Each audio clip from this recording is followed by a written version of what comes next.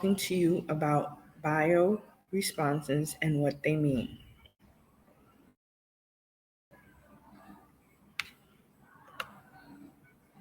What is a bioresponse? Well, a bioresponse or bioresponses are a collection of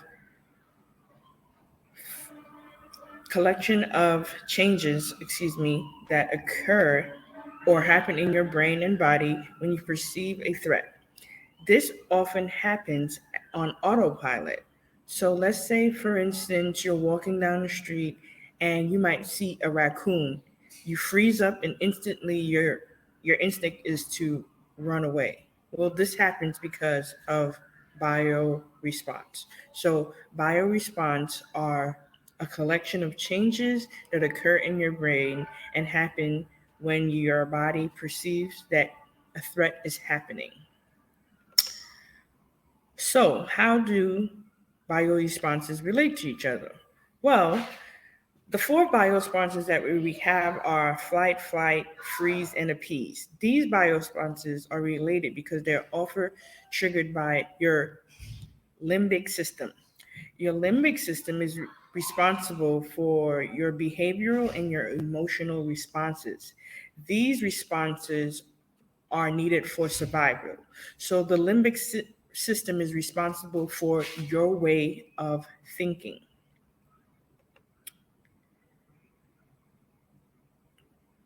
This picture shows some of the things that can happen during your freeze, fight, or flight biosystem response.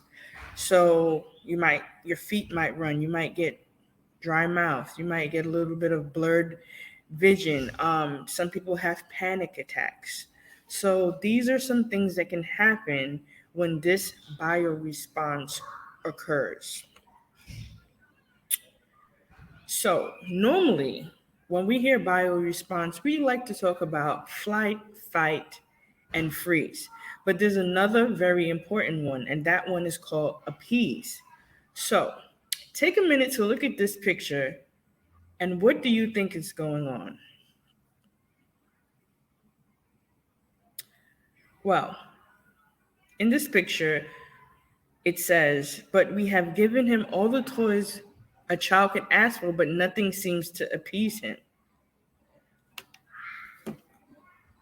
When you appease someone, you try to de escalate the problem with whatever means possible. Even that means sacrificing your own side, meaning this child probably has a temper tantrum, something's going on. So the parents gives him all these toys. They just give him all these toys, and he's still crying. Nothing can make him feel better. That would be an example of appeasing someone. You're basically sacrificing whatever you believe, whatever you think is right, to just de-escalate the situation by any means possible.